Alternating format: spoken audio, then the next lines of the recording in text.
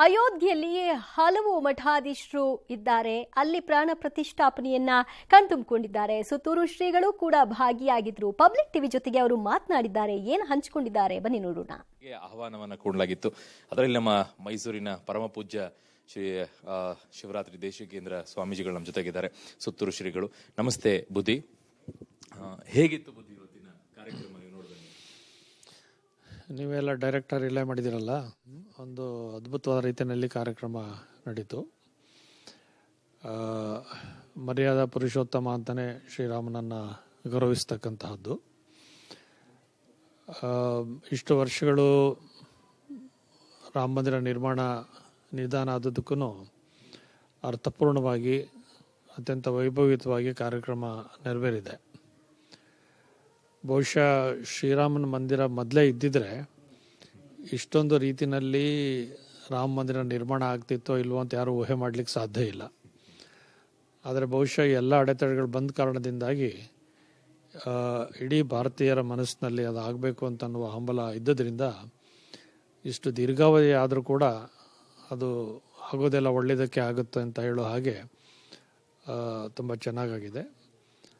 ಕಾರ್ಯಕ್ರಮ ತುಂಬ ಶಿಸ್ತಿನಿಂದ ವ್ಯವಸ್ಥಿತವಾಗಿ ನೆರವೇರಿದೆ. ಇಡೀ ಅಯೋಧ್ಯೆಯಲ್ಲಿ ಸಡಗರ ಸಂಭ್ರಮಗಳು ತುಂಬಿ ತುಳ್ಕಾಡ್ತಾ ಇದೆ. ಇದು ಸರ್ಕಾರ ಆಯೋಜಿಸಿದ ಕಾರಣಕ್ಕಾಗಿ ಅಂತ ಅನ್ನೋದಕ್ಕಿಂತ ಹೆಚ್ಚಾಗಿ ಇಡೀ ಜನಸಮುದಾಯ ಇದು ತಮ್ಮ ಕಾರ್ಯಕ್ರಮ ಅಂತ ಅನ್ನೋ ರೀತಿಯಲ್ಲಿ ಸ್ವಯಂ ಪ್ರೇರಿತರಾಗಿ ಅದರಲ್ಲಿ ತೊಡಗಿಸ್ಕೊಂಡಿರೋದು ವಿಶೇಷವಾದಂತಹದ್ದು. ಅಯೋಧ್ಯೆಯಲ್ಲಿ ಹೇಗೆ ಸಡಗರ ಸಂಭ್ರಮಗಳಿದೆಯೋ ಹಾಗೆ ದೇಶದ ತುಂಬ ಜನ ಅವರೆಲ್ಲೆಲ್ಲಿದ್ದಾರೆ ಅಲ್ಲೇ ವೈವಿಧ್ಯಮಯವಾಗಿ ವಿಭಿನ್ನ ರೀತಿಯಲ್ಲಿ ಕಾರ್ಯಕ್ರಮವನ್ನು ಆಯೋಜಿಸ್ತಕ್ಕಂತಹದ್ದು ಎಲ್ರಿಗೂ ತಿಳಿದಿರುವಂತಹ ಸಂಗತಿ. ಶ್ರೀರಾಮ ಕಾರಣಾಂತರದಿಂದ 14 ವರ್ಷ ವನವಾಸ ಮಾಡಬೇಕಾಯಿತು. ಆನಂತರ ಅಯೋಧ್ಯೆಗೆ ಬಂದದ್ದು. ಬಹುಶಃ ರಾಮ ಇದ್ದಾಗಲೇ ವನವಾಸ ಮಾಡಬೇಕಾಯಿತು. ಆನಂತರ ಈಗ 5 ಶತಮಾನದ ನಂತರ ಅದಕ್ಕೆ ಪೂರಕವಾಗಿ ನಡೆದಿದೆ. ದೇವಸ್ಥಾನ ಪೂರ್ತಿ ನೋಡ್ಲಿಕ್ಕೆ ಆಗಲಿಲ್ಲ, ಬಹಳ ಜನದ ಒತ್ತಡ ಇದ್ದದ್ರಿಂದ. ಅಲ್ಲಿ ಶಿಲ್ಪಕಲೆ ಅದ್ಭುತವಾಗಿ ಚಿತ್ರಿತವಾಗಿದೆ. ಅಲ್ಲಿ ದಕ್ಷಿಣ ಮತ್ತು ಉತ್ತರ ಭಾರತದ ಎಲ್ಲ ಶಿಲ್ಪಶೈಲಿಗಳನ್ನು ಕೂಡ ಅಳವಡಿಸಿರೋದನ್ನು ಗಮನಿಸಬಹುದು. ದೇವಸ್ಥಾನ ತುಂಬ ಭವ್ಯವಾಗಿ ಬಂದಿದೆ. ಮತ್ತು ಅಲ್ಲಿ ಶಿವಲಿಂಗ ಇದೆ, ಈ ಥರ ಬೇರೆ ಬೇರೆ ಅಲ್ಲಿ ದೇವಸ್ಥಾನಗಳು ಕೂಡ ಇದೆ. ಇನ್ನೂ ಕೆಲಸ ಆಗಬೇಕಾಗಿದೆ, ಕಾಮಗಾರಿ ಎಲ್ಲ. ಬಹುಶಃ ಈಗ ಏನಾಗಿದೆ, ಒಂದು 25-30% ಆಗಿರ್ಬೋದು. ಇನ್ನೂ ಅದರ ಅಭಿವೃದ್ಧಿ ಇತ್ಯಾದಿಗಳೆಲ್ಲ ಆಗಿದೆ. ಆದರೂ ಇದೊಂದು ಶುಭ ದಿವಸ ಹಾಗೆ ಅಂತೇಳಿ ಜನರಿಗೆ ಕೊಟ್ಟ ಮಾತನ್ನು ನೆರವೇರಿಸಬೇಕು ಅಂತೇಳಿ ಈ ಕಾರ್ಯಕ್ರಮ ನಡೆಸಿದ್ದು ತುಂಬ ಸಂತೋಷದ ಸಂಗತಿ. ಬುದ್ಧಿ, ರಾಮನ ನೀವು ಹೇಗೆ ವ್ಯಾಖ್ಯಾನ ಮಾಡ್ತೀರಾ? ರಾಮ ಒಂದು ದೇಶದ ಸಂಸ್ಕೃತಿಯ ಪ್ರತೀಕವಾಗಿದ್ದಂಥವನು. ಅದು ಪಿತೃವಾಕ್ಯ ಪರಿಪಾಲನೆ ಆಗಲಿ, ಏಕಪತ್ನಿ ರಥಸ್ಥ ಅನ್ನುವಂತಹದ್ದಿರ್ಬೋದು, ಮತ್ತು ಒಬ್ಬ ರಾಜನಾಗಿ ಕೂಡ ಒಬ್ಬ ಸಾಮಾನ್ಯರ ಹಾಗೆ ಬದುಕ್ತಂತಹದ್ದಿರ್ಬೋದು. ಆ ಸಂದರ್ಭದಲ್ಲಿ ಬಂದಂತಹ ಎಲ್ಲ ಸಂಕಷ್ಟಗಳನ್ನು, ಬೇರೆಯವ್ರ ಸಂಕಟಗಳನ್ನು ನಿವಾರಣೆ ಮಾಡೋದಿರ್ಬೋದು. ಒಂದು ನಮ್ಮ ದೇಶದ ಒಂದು ಪರಂಪರೆಯ ಪ್ರತೀಕವಾಗಿ ಸಾಂಸ್ಕೃತಿಕವಾಗಿ ಇದ್ದಂತಹ ವ್ಯಕ್ತಿ ರಾಮ. ಬುದ್ಧಿ, ದೇಶದಲ್ಲಿ ಒಂದು ಮಾತುಗಳು ಕೇಳಿ ಬರುತ್ತೆ, ಹಿಂದೂ ಧರ್ಮದಲ್ಲಿ ಜಾತಿಗಳ ಒಡಕು ಜಾಸ್ತಿ ಅಂತೇಳಿ. ಬಟ್ ಈಗ ಪ್ರಧಾನಿಗಳು ಕೂಡ ಹೇಳ್ತಾ ಇದ್ರು, ರಾಷ್ಟ್ರ ಅಂದ್ರೆ ರಾಮ, ರಾಮ ಅಂದ್ರೆ ರಾಷ್ಟ್ರ ಅಂತ ಹೇಳಿ. ಈಗ ಅದೆಲ್ಲವೂ ಕೂಡ ಒಂದಾಗತ್ತೆ ಅಂತ ಅನ್ಸುತ್ತಾ ಬುದ್ಧಿ? ಇಡೀ ದೇಶದಲ್ಲಿ ಎಲ್ಲರೂ ಏಕಪ್ರಕಾರವಾಗಿ ಪೂಜಿಸುವಂತಹ ಗೌರವಿಸುವ ವ್ಯಕ್ತಿ ಅಂತಂದರೆ ರಾಮ.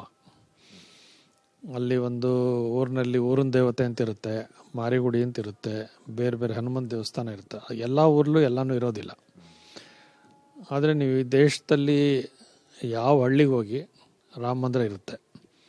ಅದು ರಾಮ ಮಂದಿರ ಒಂದು ಊರಿನಲ್ಲಿ 4 ಓಮ್ ಇದ್ದರೆ 4 ರಾಮ ಮಂದಿರ ಇರುತ್ತೆ.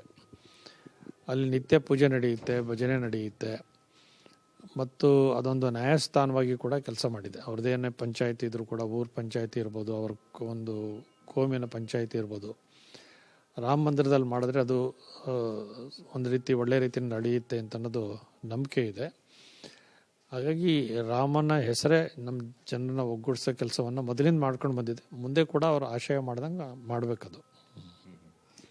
ನೀವು ಅನ್ಕೊಂಡಿದ್ರ ಇಷ್ಟು ಬೇಗ ರಾಮ ಮಂದಿರ ಆಗತ್ತೆ, ಬಾಲರಾಮನ ಪ್ರಾಣ ಪ್ರತಿಷ್ಠಾಪನೆ ಆಗತ್ತೆ ಅಂತೇಳಿ? ಅಂದರೆ ಆಗುತ್ತೆ ಅಂತ ಅವರು ಮುಂಚೆನೇ ತಿಳಿಸಿದ್ರು ಬೇಗ, ಅಂದರೆ 2 ಹಂತದಲ್ಲಿ ಮಾಡ್ತೀವಿ ಅಂತ. ಈ ಮೊದಲನೇ ಹಂತದ ಕಾರ್ಯಕ್ರಮ ಆಗಿದೆ. ಅದು ನಮ್ಮ ಮೈಸೂರಿನ ಅರುಣ್ ಯೋಗಿರಾಜ್ ಇದೆ ಸಿದ್ಧಪಡಿಸಿದಂತಹ ಮೂರ್ತಿ ಆಯ್ಕೆ ಆಗಿರ್ತಕ್ಕಂತಹದ್ದು ತುಂಬ ನಮಗೆ ವೈಯಕ್ತಿಕವಾಗಿ ಕೂಡ ತುಂಬ ಸಂತೋಷದ ಸಂಗತಿ. ಯೋಗಿರಾಜ್ ಅರುಣ್ ನಮ್ಮ ಮೈಸೂರಿನ ಪ್ಯಾಲೇಸ್ ಎದುರುಗಡೆ ಮುಂಚೆ ಮಠ ಇತ್ತು, ಈಗ ವಿದ್ಯಾಪೀಠದ ಆಫೀಸ್ ಇದೆ. ಅಲ್ಲಿಗೆ ಸುಮಾರು ಒಂದು 20-30 ಮೀಟ್ರಲ್ಲಿ ಅವ್ರ ಮನೆ ಇರೋದು. ಮತ್ತು ಅಲ್ಲಿ ನಮ್ಮ ವಿದ್ಯಾಪೀಠಕ್ಕೆ ಹೊಂದ್ಕೊಂಡಂಗೆ ಇರುವಂತಹ ಶಾಲೆ, ಅವಾಗ ಮಠ ಇತ್ತಲ್ಲಿ, ಅದೇ ಬಾಲ್ ಜಗತ್ತಿದೆ, ಅದೇ ಶಾಲೆಯಲ್ಲಿ ಓದಂತಹವನು ಅರುಣ್. ಅವನು ಅಂದರೆ ಅವನು LKGಯಿಂದ 10ನೇ ತರಗತಿ ತನಕ ನಮ್ಮ ಶಾಲೆಯಲ್ಲೇ ಓದಿದ್ದು ಅಂತ ಅನ್ನೋದು ನಮ್ಮ ಮಠದ ಸಂಸ್ಥೆಯ ಹಿರಿಯ ವಿದ್ಯಾರ್ಥಿ ತಯಾರು ಮಾಡಿದಂತಹ ಬಾಲರಾಮನ ಮೂರ್ತಿ ಇಲ್ಲಿ ಸ್ಥಾಪನೆ ಆಗಿರೋದು ನಮ್ಮದು ಒಂದು ರೀತಿ ಅತ್ಯಂತ ಸಂತೋಷವನ್ನು ಉಂಟು ಮಾಡೋ ಸಂಗತಿ.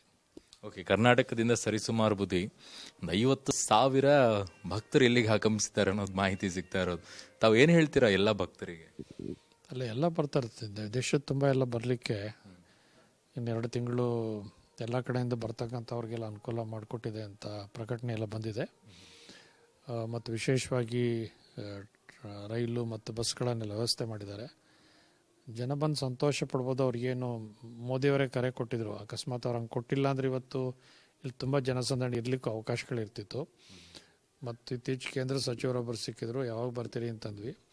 ಅವ್ರು ಹೇಳಿದ್ರು, ಮೋದಿಜಿಯವರು ನಮ್ಗೆ ಯಾರಿಗೂ ಇವಾಗ ಬರ್ಕೊಡ್ದು ಅಂತ ಹೇಳಿದ್ದಾರೆ, ಒತ್ತಡ ಇರುತ್ತೆ, ಆಮೇಲೆ ಹೋಗಿ ಅಂತ ಹೇಳಿದ್ದಾರೆ ಅಂತ ಹೇಳಿದ್ರೆ, ಅಷ್ಟು ಅವರು ಕರೆ ಕೊಟ್ಟದ್ದು ಕೂಡ ಒಂದು ರೀತಿ ಜನಗಳಿಗೆ ಆ ನಂತರ ನಾವು ನಿಧಾನಕ್ಕೆ ಹೋಗಿ ನೋಡ್ಬೋದು ಅಂತ ನಮ್ಮ ಮನಸ್ಸಿನಿಂದ ಎಲ್ಲರೂ ಬರ್ತಾರೆ, ಸಂತೋಷ ಪಡ್ತಾರೆ, ಅವ್ರ ಭಕ್ತಿಯನ್ನು ಸಮರ್ಪಣೆ ಮಾಡ್ತಾರೆ. ತುಂಬ ಧನ್ಯವಾದಗಳು ಪಬ್ಲಿಕ್ ಟಿವಿ ಜೊತೆಗೆ ಮಾತಾಡಿದ್ದಕ್ಕೆ. ಇದು ಸುತ್ತೂರು ಶ್ರೀಗಳ ಮಾತು. ಕ್ಯಾಮರಾ ಪರ್ಸನ್ ಸುಪ್ರೀತ್ ಜೊತೆಗೆ ಅರುಣ್ ಬಡಿಗೇರ್, ಪಬ್ಲಿಕ್ ಟಿವಿ, ಅಯೋಧ್ಯೆ.